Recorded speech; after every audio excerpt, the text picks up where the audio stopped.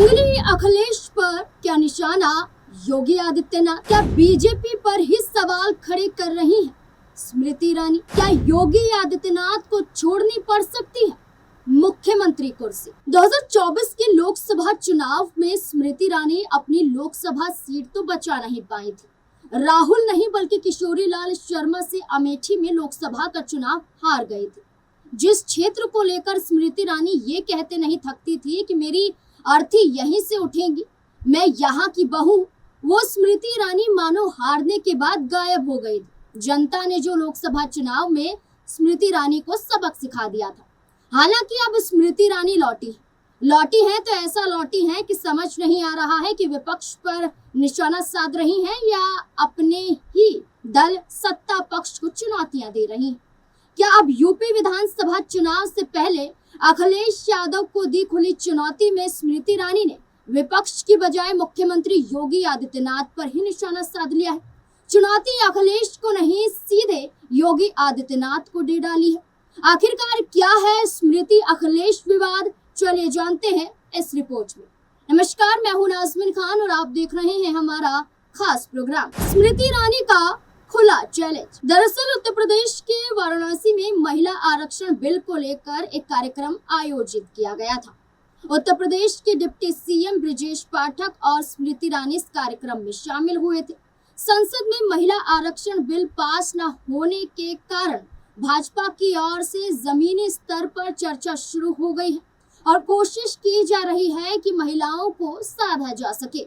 इसी दौरान स्मृति ईरानी वहां पर मौजूद थी। स्मृति ईरानी और डिप्टी सीएम ने प्रधानमंत्री नरेंद्र मोदी और केंद्र सरकार की महिला आरक्षण बिल को लेकर खूब तारीफ की। उन्होंने कहा कि सरकार महिलाओं को सशक्त बनाने के लिए लगातार प्रयास कर रही है और विपक्ष महिलाओं के विरोध में है, सिर्फ वोट पाने के लिए उनके हक की बात करने का नाटक करती है। जहां स्मृति ईरानी ने विपक्ष पर हमला बोला और सत्ता पक्ष के लिए महिला आरक्षण बिल के माध्यम से ये बताने की कोशिश की कि वो और उनका दल महिलाओं के हित के लिए कार्य करना चाहता है, लेकिन विपक्ष ऐसा नहीं होने देना चाहता है। जहां ये बात स्मृति ईरानी ने की तो वहीं दूसरी तरफ स्मृति ईरानी ने समाजवादी पार्टी के अध्यक्ष अखिलेश यादव पर भी जोरदार हमला बोला। समाजवादी पार्टी के चीफ अखिलेश यादव का जिक्र करते हुए स्मृति ईरानी ने कहा, सुना है आज अखिलेश जी ने संसद में मुझे याद किया। उन्होंने अखिलेश यादव को पैतृक सीट छोड़कर चुनाव लड़ने तक की भी चुनौती दे डाली और कहा सीरियल से ध्यान हटाकर संसद में ध्यान लगाइए। अखिलेश पर स्मृति का पलटवार। स्मृति ईरानी ने अखिलेश यादव की लोकसभा में की गई टिप्पणी पर जोरदार पलटवार किया। अखिलेश यादव ने स्मृति ईरानी पर सास बहू वाला तंज कसा था, जिसके जवाब में स्मृति ईरानी ने कहा कि परंपरागत सीट से चुनाव लड़ना तो बहुत आसान है। उन्होंने कहा कि मुझ जैसी कामकाजी महिला ने किसी के गढ़ में घुसकर परचम लहराया था। हमने कांग्रेस के तत्कालीन राष्ट्रीय अध्यक्ष राहुल गांधी को उनके गढ़ अमेठी में हराया था। स्मृति ईरानी का चुनौती भरा बयान। स्मृति ईरानी ने चुनौती देते हुए आगे कहा कि अगर अखिलेश यादव में इतना दम है तो वो अपनी पैतृक सीट छोड़कर कहीं और से चुनाव लड़कर दिखाएं। उन्होंने सुझाव दिया कि अखिलेश यादव गोरखपुर से चुनाव लड़। उन्होंने कहा कि दम है तो पैतृक सीट या गढ़ छोड़कर कहीं से चुनाव जीतकर हमें दिखाएं। जहां बातें आप संसद में करते हैं, आप उत्तर प्रदेश में करके दिखाएं। कामकाजी महिला पर टिप्पणी करना आसान होता है, जो लोग कभी नौकरी नहीं करते हैं वो ज्यादा टिप्पणी करते हैं। स्मृति ईरानी ने अखिलेश यादव पर तंज कसते हुए कहा कि उन्हें खुशी है कि उत्तर प्रदेश की राजनीति में विपक्ष में उनका रहना सुनिश्चित है। उन्होंने कहा कि गांव-गांव घूमने और मेहनत करने में बहुत समय लगता है। गंभीर नेता के पास सीरियल देखने का समय नहीं होता। उन्होंने आगे कहा कि पैतृक सीट से लड़कर जीत सकते हैं क्योंकि धरोहर में राजनीति मिली है, लेकिन किसी के गढ़ में जाकर हराने का दम उनमें नहीं दिखता है। महिलाओं के सशक्तिकरण पर जोर। स्मृति ईरानी ने महिला आरक्षण बिल को महिलाओं के सशक्तिकरण से जोड़कर देखा। उन्होंने कहा कि भाजपा सरकार महिलाओं को उनका हक दिलाने के लिए प्रतिबद्ध है। विपक्ष की वजह से बिल पास नहीं हो पाया, लेकिन सरकार प्रयास जारी रखे हुए है। ये कार्यक्रम महिला आरक्षण बिल को लेकर भाजपा की जनता से जुड़ने की कोशिश का हिस्सा था। स्मृति ईरानी का ये हमला विपक्ष और भाजपा के बीच जारी सियासी जंग को और भी ज्यादा तेज कर रहा है। अखिलेश यादव ने संसद में क्या कहा था? अखिलेश यादव ने संसद में बिना नाम लिए अमेठी की पूर्व सांसद स्मृति ईरानी पर तंज कसा था। उन्होंने कहा था, सास बहू वाली तो हार गई, आपकी पार्टी को तो मौका मिलेगा। दरअसल अखिलेश यादव महिला आरक्षण के मुद्दे पर संसद में बोल रहे थे और इसी दौरान उन्होंने स्मृति ईरानी का जिक्र कर दिया और ये कह डाला कि आप महिलाओं के हक की बात करते हैं, लेकिन आपकी पार्टी की एक नेत्री हैं जो चुनाव उत्तर प्रदेश में हार जाती हैं, सास बहू वाली चुनाव हार जाती हैं, ऐसा उन्होंने कहा, क्योंकि उनका ध्यान सीरियल पर है, राजनीति में नहीं। ऐसा खुले तौर पर अखिलेश यादव ने स्मृति ईरानी पर हमला बोला था।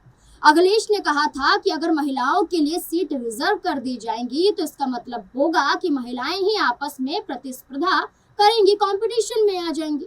अखिलेश ने ये तर्क देते हुए पार्टी के आधार पर महिला आरक्षण लागू करने की डिमांड की थी। साथ ही साथ इन शर्तों के आधार पर कहा था कि भारतीय जनता पार्टी सिर्फ और सिर्फ ये जो चुनाव चल रहे हैं इसके मद्देनजर महिला आरक्षण बिल्कुल लागू करना चाहती है, बल्कि इसमें लंबा समय लगेगा, ये खुद भारतीय जनता पार्टी जानती है। लेकिन इसके बावजूद उन्होंने ये मुद्दा ऐसे वक्त पर उठाया है जब चुनाव है। अखिलेश यादव ने भाजपा को आड़े हाथों लिया और साथ ही साथ भाजपा नेत्री स्मृति ईरानी को भी आड़े हाथों लिया। अखिलेश यादव कन्नौज से है सांसद। दरअसल लोकसभा चुनाव 2024 में अखिलेश यादव ने कन्नौज सीट से चुनाव लड़ा था और चुनाव जीता था।